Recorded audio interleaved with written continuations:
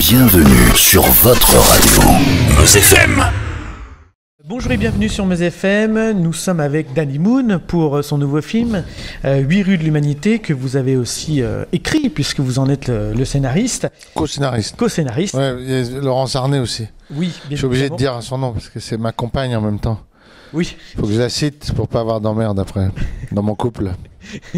Et vous incarnez donc un hyper angoissé dans le film, je trouve. Ah bon Est-ce que Non, vous juste êtes un gars prudent, c'est tout. très prudent même. Ouais. Est-ce que vous êtes librement inspiré de vous-même finalement dans la vraie vie? C'est ça. Oui, je n'ai aucun mérite. Je n'ai pas eu à écrire, j'ai juste raconté ce que j'étais. Et vous prenez la température très souvent dans le film. Est-ce que, en réalité, vous prenez aussi beaucoup la température? Mais c'était, en fait, j'ai acheté un thermomètre comme ça, pistolet là, et je prenais la température de toute ma famille assez régulièrement pendant la journée. Dès que je croisais quelqu'un, c'était le cas. Donc, oui, tout ça est très réaliste. Alors, vous vous aspergez aussi dans le film de gel hydroalcoolique. On le voit aussi dans la bande-annonce. Hein. Mais ça, je faisais ça déjà avant. Ah, avant.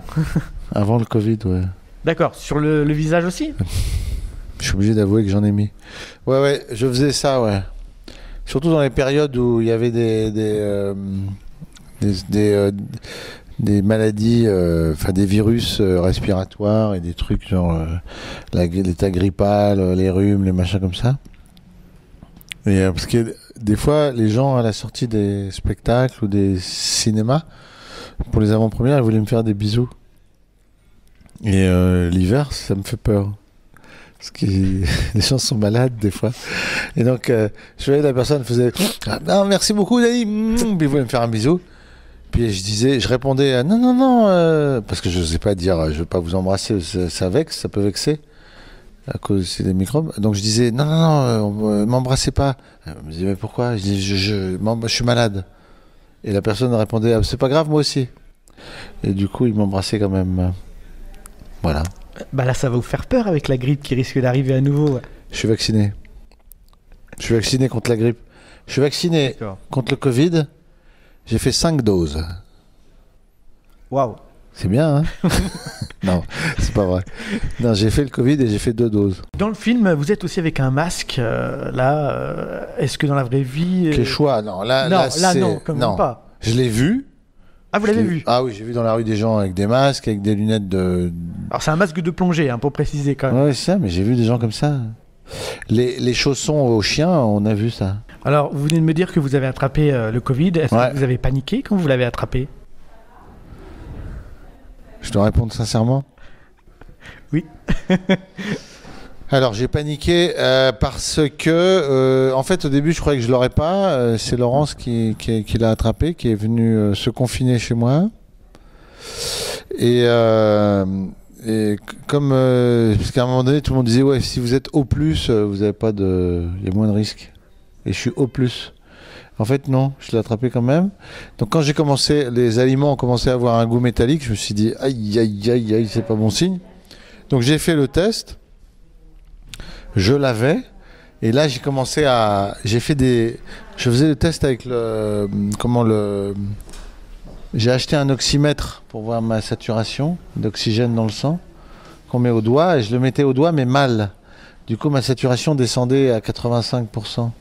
Et mon médecin m'avait dit, si tu descends en dessous de 95, c'est pas terrible. Panique. Donc j'étais à 85, donc j'ai appelé mon médecin en disant, je suis à 85% de saturation, c'est pas possible. Il me dit, écoute, t'inquiète pas, déjà tu me parlerais pas, si tu pourrais pas me parler si tu étais à 85. Et de deux, arrête de paniquer et essaie de bien le mettre à ton doigt, s'il te plaît. En quelque sorte, pourquoi l'idée de ce film? Parce que ce film est très bien réalisé. Merci.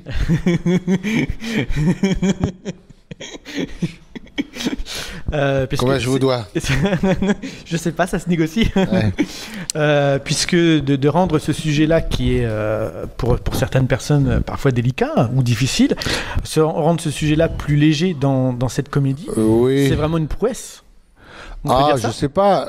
Après, c'est le fait de travailler, d'écrire et de réfléchir au personnage et de raconter une histoire dont on est Enfin, sincèrement, qu'à partir du moment où on fait les choses avec sincérité, c'est chouette, quoi. Il y a pas d'abord, c'est pas une grosse farce. Moi, j'aurais pas pu faire une grosse farce. Il y a des moments dramatiques dans le film. Il y a des moments, mais c'est important. Surtout, ce qui est très beau, c'est la solidarité, la fraternité qu'il y a entre tous ces personnages qui, au départ, ne se connaissent pas. Et enfin, ils se connaissent. En fait, ils se reconnaissent, mais ils ne se connaissent pas. Et ils passent de la reconnaissance à la connaissance.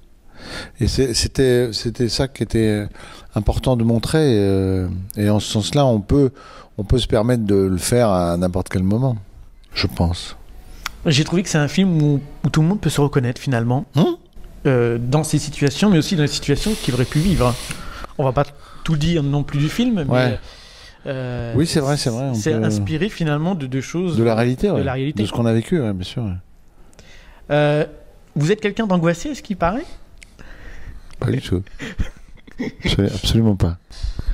Alors, est-ce que vous êtes en train de réfléchir à un nouveau scénario, d'un nouveau film, et qui vous angoisse? Non, ça m'angoisse pas. Non, oui, je suis en train d'écrire un nouveau film. Ouais, j'écris, ouais. Est-ce que ça J'espère que ça va être bien. Ouais. Je fais tout pour, en tout cas. Je bosse. Qu'est-ce que je bosse? Oh là là. Qu'est-ce que je bosse? Faut prendre des pauses. Hein. Putain de bordel de merde, comme dirait Jean-Pierre Mariel dans Les Galettes de Pont-Aven. Putain de bordel de merde. Qu'est-ce que je bosse? Non, je bosse beaucoup, ouais. J'aime bien. Non, j'adore écrire, mais c'est un travail de longue haleine. Mais oui, j'écris un nouveau film. Bah, la nuit. Vous écrivez la nuit? Des fois, je me réveille avec des idées, ouais. Mais non, si j'écris des fois un peu. Hier soir, quand j'ai écrit, jusqu'à 1h du matin. Ah. Je me suis levé à 7h. Pas terrible. Forme, hein. Bah, je le suis pas. Mais ouais. D'accord. Et donc, est-ce que ce nouveau scénario sera dans la même veine que celui-ci ou carrément? Ah non, c'est pas un film histoire, choral. Ah non, c'est une autre histoire. D'accord. C'est une autre histoire. Ok. Et est-ce que vous réfléchissez à revenir sur les planches au théâtre?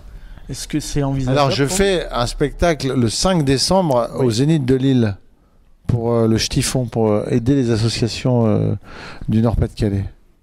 Mais outre ce spectacle. Non. Outre ce spectacle, non.